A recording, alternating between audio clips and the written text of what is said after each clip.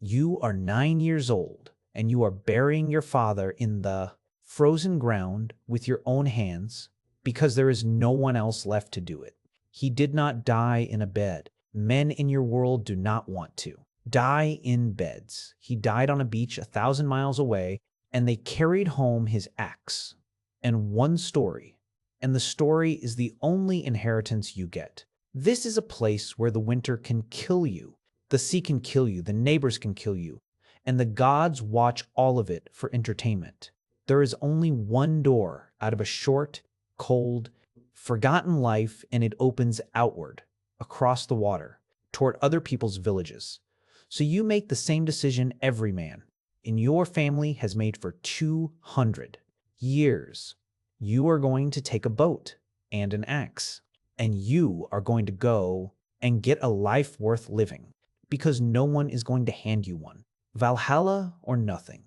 This is your life at every rank of a Viking raider, and statistically, the sea takes 1 in 3 of you before you ever swing that axe. Rank 1, Thrall. Right now, you are nothing. Worse than nothing, you might be a thrall. A thrall is a slave. Maybe you were born one. Maybe your village lost a raid, and you were the prize. Either way, you own nothing, not even your own body, and your entire existence is other men's labor.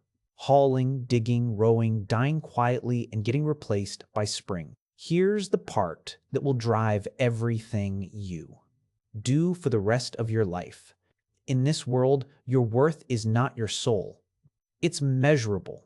It's counted in silver, in cattle, in land, in the number of men who will stand behind you when you raise your voice.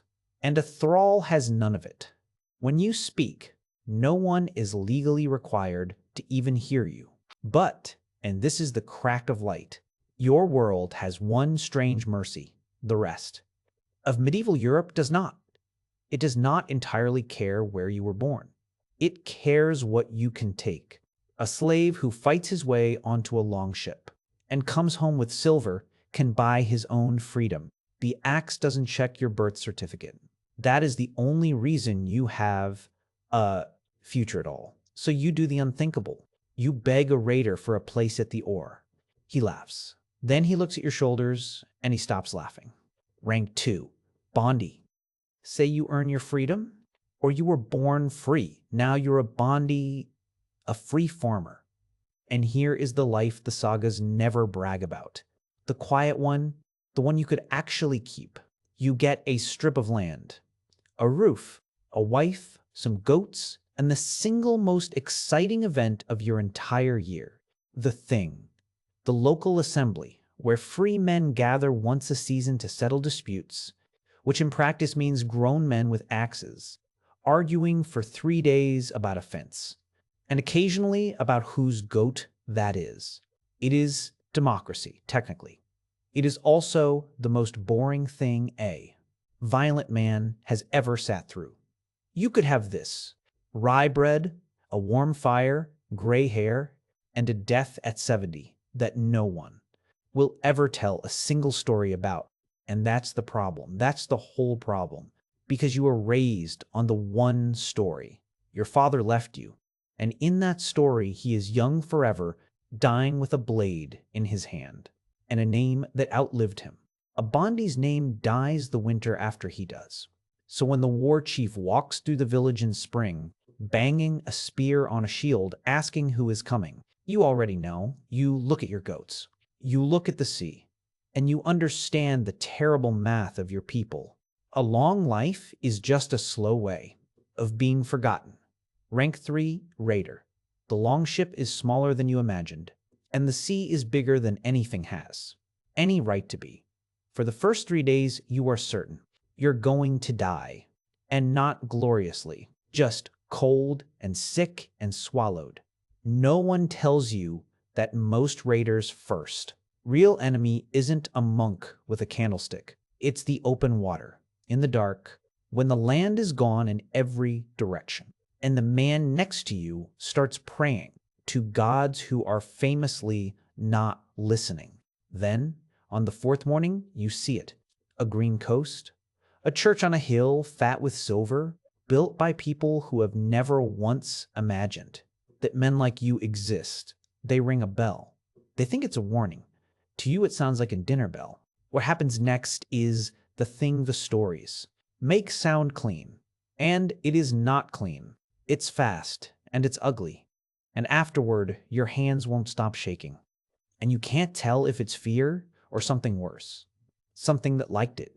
You came for silver. You leave with silver and with a new and permanent knowledge of what you are capable of, which is a heavier thing to carry home than the treasure.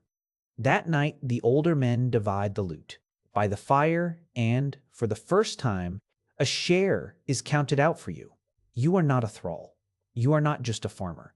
You are a man who crossed the sea and came back. Of the men who rowed out with you, 2 did not row back, and the crew is already laughing again, because grieving out loud is how you tell the sea you're afraid of it. Rank 4, Huscarl. Do this long enough and live. And living is the rarest skill of all, and a powerful man will want you at his back. You become a Huscarl, a sworn household warrior, elite, fed and paid and housed by a Jarl in exchange for one simple promise. His enemies are your enemies, and you die before he does. This is the best your world has to offer a fighting man. You have the finest mail, a sword instead of a farmer's axe, a name that makes younger men go quiet. You stopped flinching at things that used to make you vomit. You developed the stare, the one your father must have had, the one you were too young to understand, when he came home from the sea and looked through you for a week. But somewhere up here, riding to another raid, a thought arrives that you can't put down. The raids are changing. You're not hitting churches for silver and leaving anymore. You're taking land now, staying through winter, building. The older Huscarls talk about it like glory, a whole kingdom, there for the taking across the water. And you start to see the shape of the trap. A raider takes and sails home, but a man who takes a kingdom has to stay and hold it. And everything you've ever learned is about the leaving, not the staying. You push the thought down. There's a shield wall in 2 days. You can have a crisis after you survive it. Rank 5, Jarl. Now you're a Jarl, a lord. Men swear to you. This is everything the 9-year-old with frozen hands wanted. Land, silver, a hall with a fire that never dies. Poets who sing your raids back to you, with the parts where you were terrified quietly, edited out. When you walk into the thing now, men don't argue about goats. They wait to hear what you think about the fence. And it is so much heavier than you were ever told, because now the men who row out are yours. You count them out onto the ships in spring, and you count them back in autumn, and the 2 numbers are never the same. And the difference is a list of names you carry in your chest like stones. You send other people's sons to the beaches now. You do the math your old war chief did. The math where the answer is always acceptable losses. And you learn the private horror of it, that to lead these men, you have to be willing to spend them.